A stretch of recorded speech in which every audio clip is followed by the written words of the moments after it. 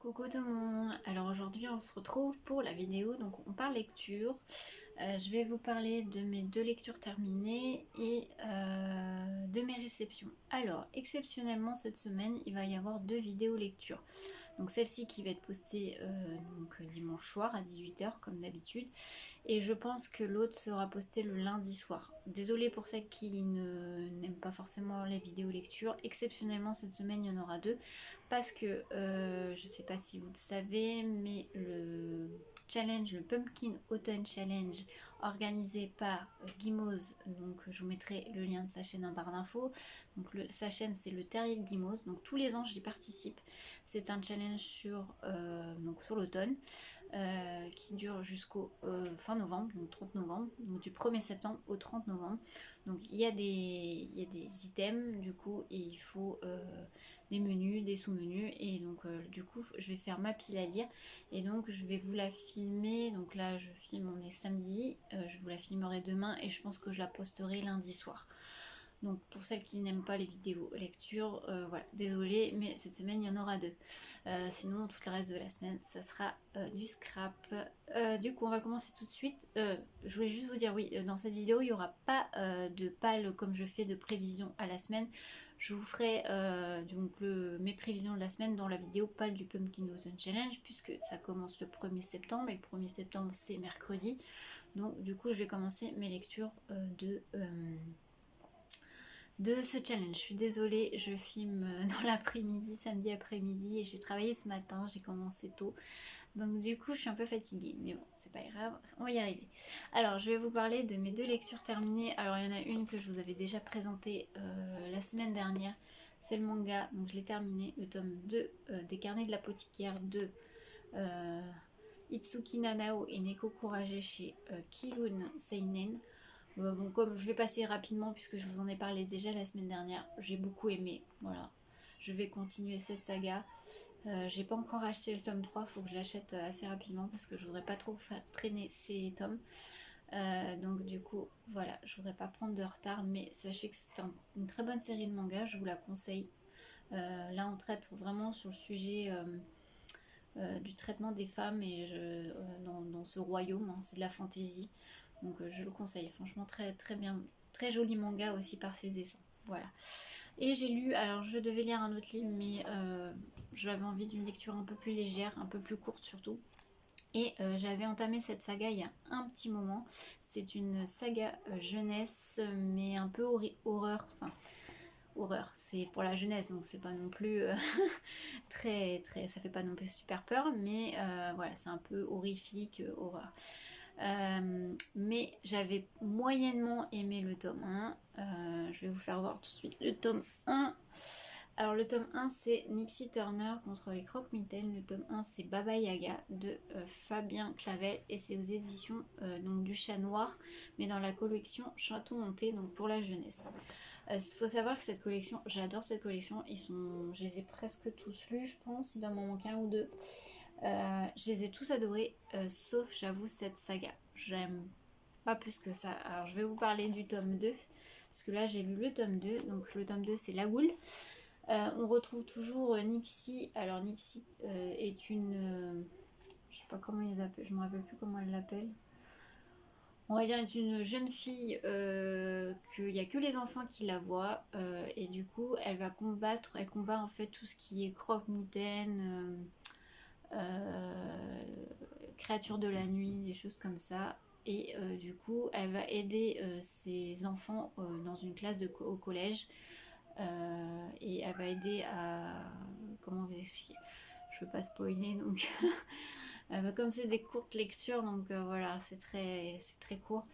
Elle va les aider en fait à combattre voilà, leur peur surtout. Et bon, on parle de sujets assez, enfin, c'est bien pour la jeunesse, je trouve qu'on parle de sujets assez graves, comme le harcèlement scolaire.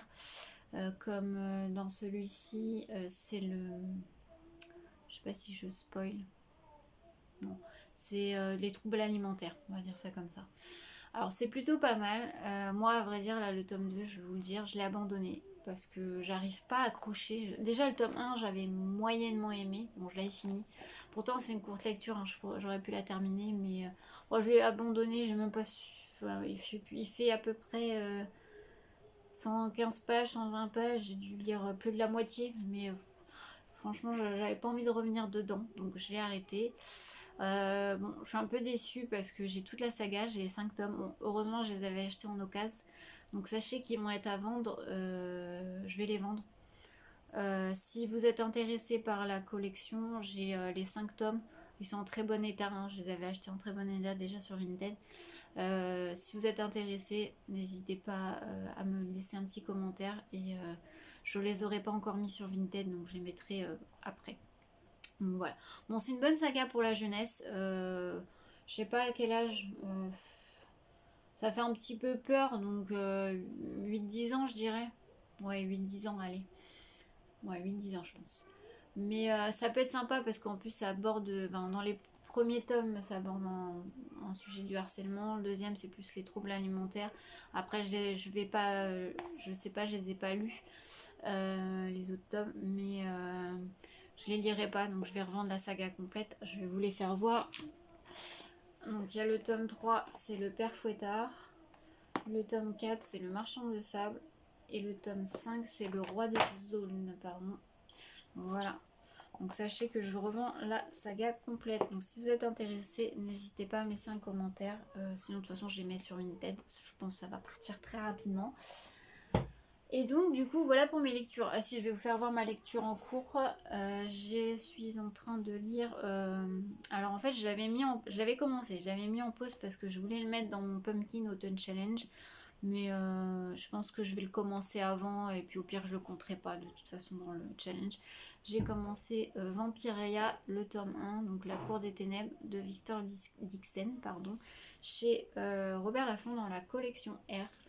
Donc j'ai tout juste commencé, j'en suis à la page 45, oui, j'en suis au début. Alors, comment vous dire que ce tome 1 met comment sur les chapeaux de roue, mamma mia. Il y a déjà des personnages qui meurent, je voudrais pas spoiler, mais waouh, en fait on part sur un univers où c'est régné par des vampires. Alors c'est le roi soleil qui au lieu de mourir s'est fait transformer en vampire, s'est fait voilà, pour continuer à régner sur le pays, on va dire ça comme ça. Et donc c'est les vampires qui règnent et les humains sont à la merci des vampires. Et waouh, ça commence super fort dès les enfin là j'en suis au deuxième ou troisième chapitre, ça commence très très fort. Franchement, Victor Dixon, de toute façon je connais déjà Victor Dixon, j'ai déjà lu la saga Animal, que j'avais beaucoup aimé. J'ai pas lu Phobos, je voulais mais il me tente plus trop, donc je pense pas que je lirai Phobos. Mais celui-ci m'a l'air super bien. Donc voilà, on va continuer ça cette semaine. Donc voilà pour ma lecture en cours. Du coup, je vais vous faire voir, ça va être une vidéo très rapide cette semaine. Je vais vous faire voir des réceptions. Là par contre, j'en ai un peu plus cette semaine.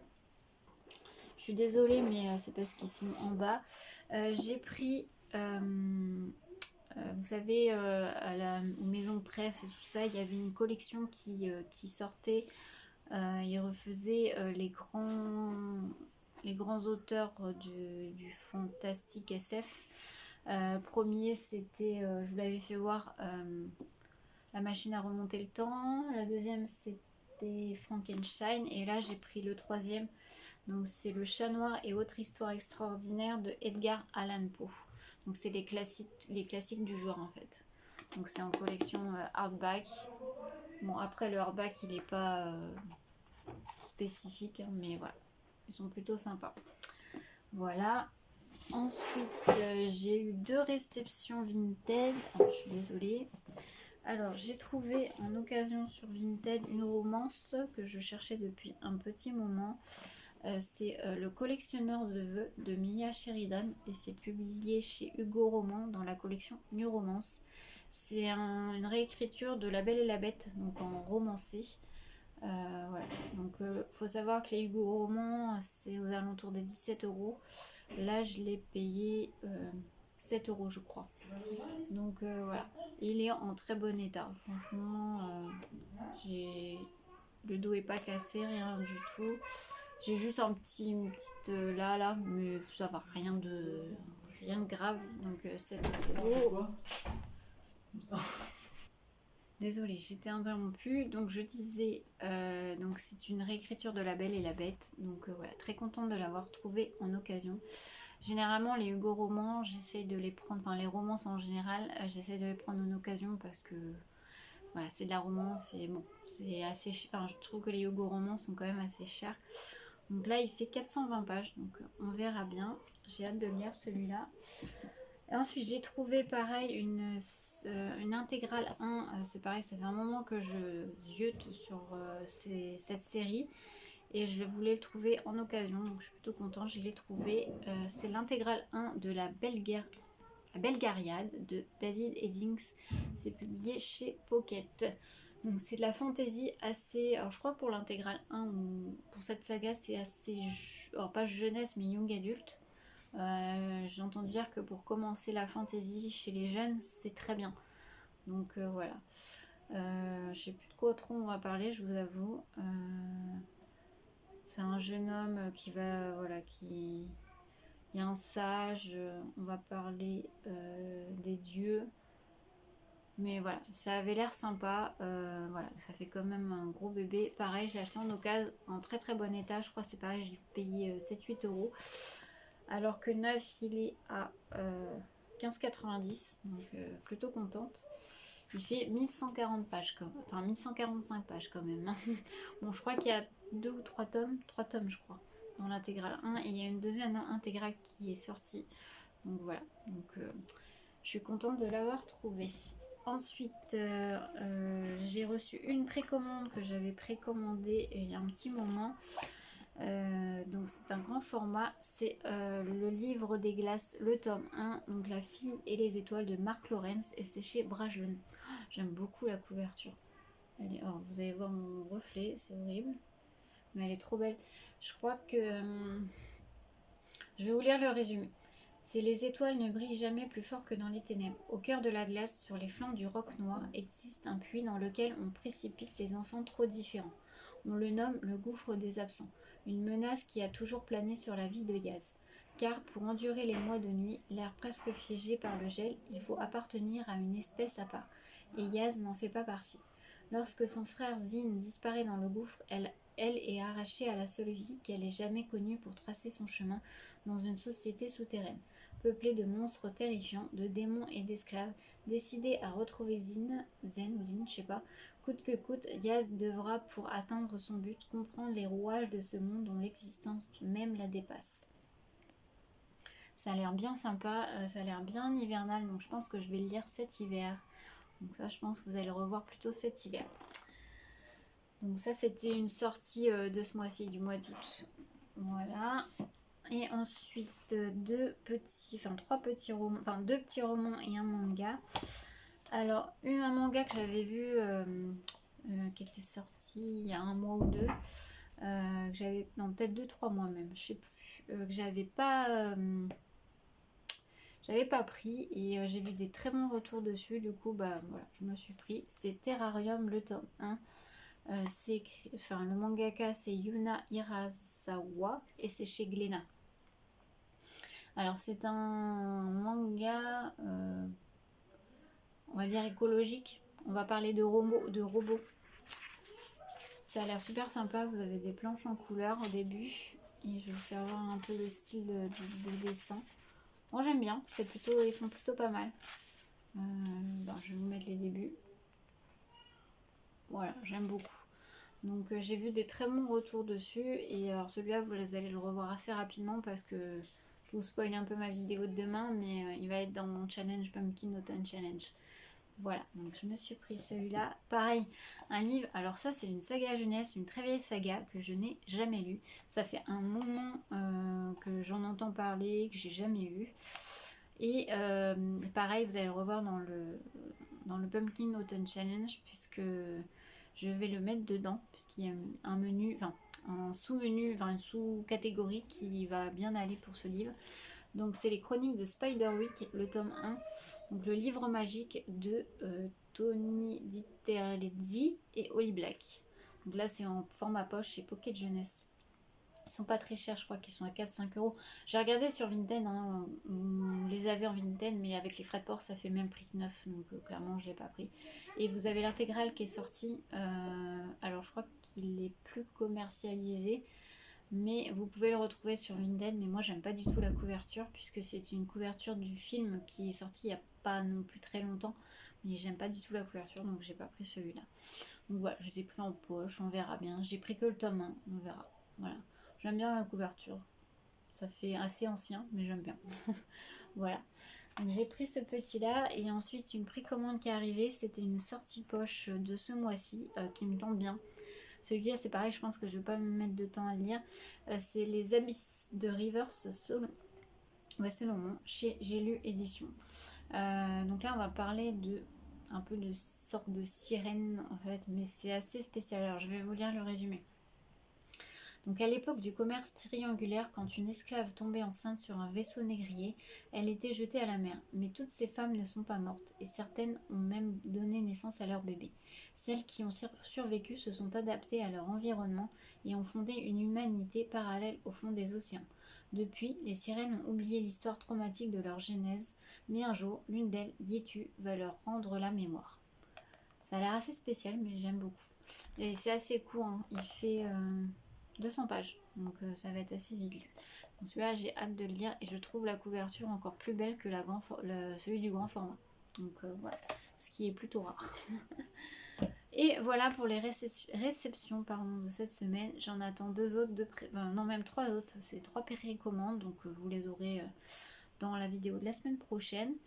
Et puis bah écoutez, c'est tout pour cette vidéo. Je vous retrouve du coup demain pour la vidéo pile à lire du Pumpkin Autumn Challenge. Cette année, il y a des menus super sympas, j'aime beaucoup. Donc voilà, j'ai hâte de commencer ce challenge. Je vous souhaite une belle journée et je vous dis à bientôt.